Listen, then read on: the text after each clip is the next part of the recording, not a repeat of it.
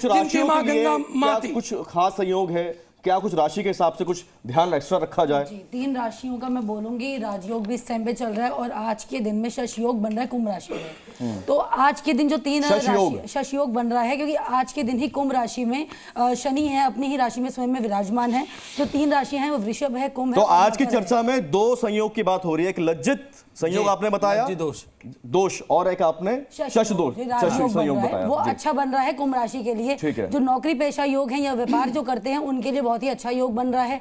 अभी तक काम इनका बंद चल रहा था या फिर जो भी काम बंद करके बैठे हुए थे, एकदम से इनको अपॉर्चुनिटीज मिलेंगी, ग्रोथ मिलेंगी आने वाले समय में। तो आज के दिन में जो शनि होते हैं स्वयं की राशि में ही विराजमान होते हैं, तो कुछ ना कुछ देके भी जाते हैं कि बसंत पंचमी भी है। और दूसरी राशि के बारे में, दूसरी राशि मैंने बोला वृषभ राशि। तो इनका जो राजयोग चल रहा है, हो सकता है ये कुछ नई प्रॉपर्टी खरीदते हुए बने आगे आने वाले समय में। 2 महीने के अंदर अंदर इनके घर में कोई नई प्रॉपर्टी आ सकती है या इनके घर में खुशखबरी भी आती हुई नजर आ रही है। और जो मकर राशि है, मकर राशि में अगर आप किसी भी स्टॉक मार्केट में वर्क करते हैं या आप लॉन्ग टर्म में इक्विटी में लगाना चाहते हैं पैसा, ये आपके लिए बहुत शुभ समय है। मैं बोलूंगी जरूर लगाइएगा और अब 3 से 4 महीने जरूर रुकेगा, आपको डबल से ट्रिपल फायदा होगा। जी, अब दान की बात कर लेते हैं। बसंत पंचमी में इस अमृत स्नान की बेला में कौन से दान किए जाए? राशि के हिसाब से बताना चाहें तो वैसे बता सकते हैं, ये सबके लिए अगर कॉमन दान है तो वो भी बता दीजिए। कॉमन दान की यदि हम बात करते हैं, बसंत पंचमी का दिन है, आप पीली चीज़ों का भी दान कर सकते हैं, आप अन्न दान कर सकते हैं, आप पुण्य दान भी कर सकते हैं। पुण्य दान क्या होता है कि अगर आप खुद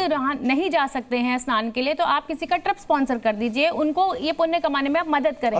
ये अपने आप में एक बहुत बड़ा दान माना जाता है। और राशि अनुसार भी आप बहुत सारी चीज़ों का दान कर सकते हैं। जैसे मेष राशि की और मैं वृश्चिक राशि की बात करूंगी तो इनके स्वामी मंगल हैं, तो आप किसी भी लाल वस्तु का दान कर सकते हैं, लाल सेब, लाल मिठाई, इस तरह का दान पुण्य कर सकते हैं।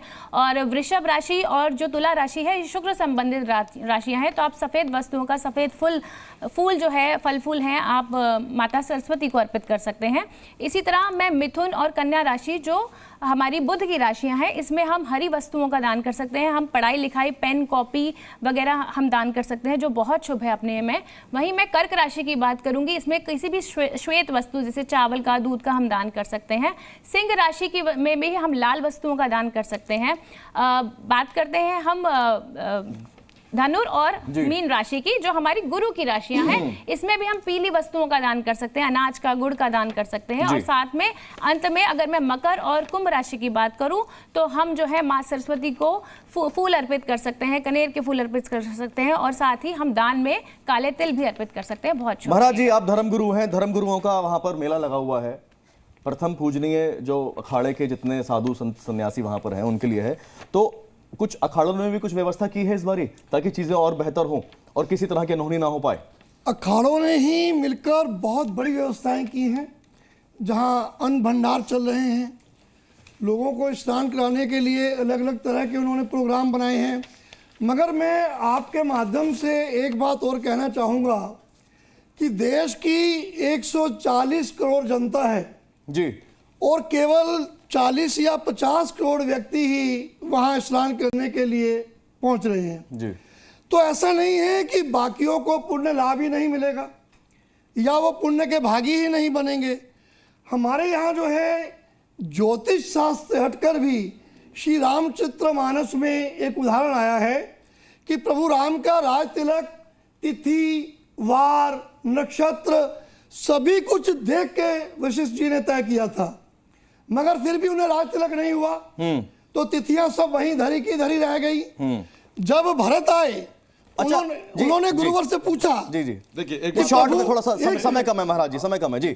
मैं एक बात बड़ा क्लियर कहना चाहूंगा, परमात्मा खुद चीजों को निर्धारित करते हैं। ठीक है, ब्रह्म के बारे में इस प्रकार लज्जित योग के बारे, लज्जित दोष के बारे में बताएं और कैसे सावधानियां बरती जाएं।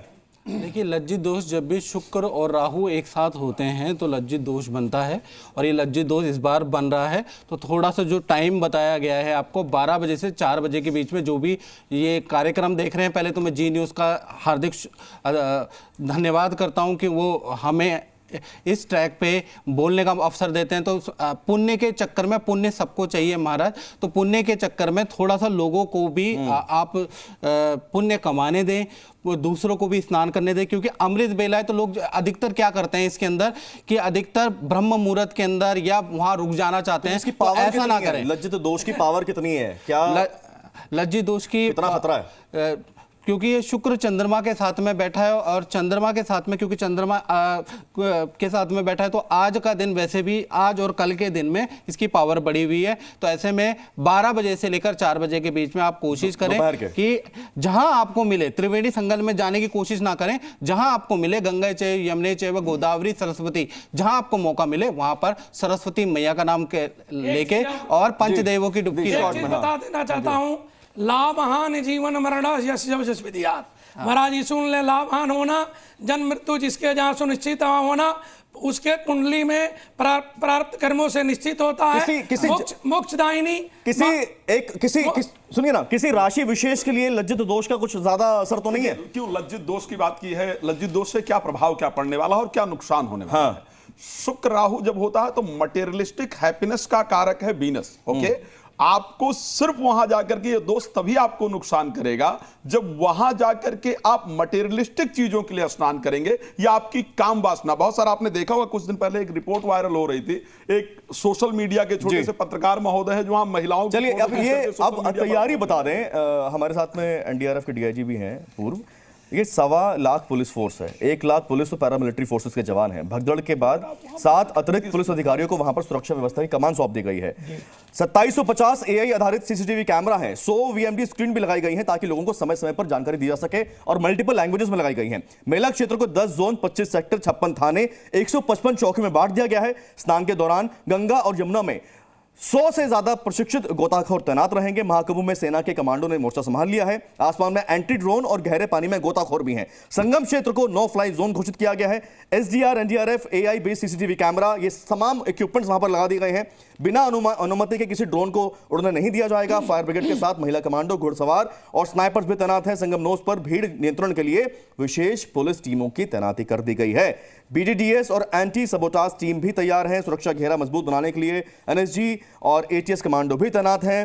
पुलिसकर्मी बहुत सारे तैनात वहां पर हैं जगह जगह पर। लेकिन क्राउड अब अगर फिर इज्जत करता है कि संगम पर ही जाएंगे, ब्रह्म मुहूर्त में ही नहाएंगे, साधु संतों के दर्शन वहीं करेंगे। हालांकि आपको बता दें कि पूरा अखाड़ा रूट है, अखाड़े शुरू होते हैं जहां से, वहां से अखाड़ा रूट बनाया गया है। अखाड़ा रूट फिर आगे घाट की तरफ बढ़ता है, वहां पर भी दर्शन कर सकते हैं क्योंकि लोग चाहते हैं कि जब संत स्नान करके आए, भभूत लपेट के आए, वो विहंगम दृश्य होता है, उसके दर्शन करना लोग चाहते हैं। लेकिन ऐसा नहीं है कि उनके दर्शन आपको संगम नोस पर ही करने हैं। मैं फिर कह रहा हूं, इस शो का लिंक आपको YouTube पर मिल जाएगा, ट्विटर पर मिल जाएगा। आप अपने जो परिचित गए हैं वहां पर, मित्रगण गए हैं, उनको साथ शेयर कीजिए सारी जानकारी।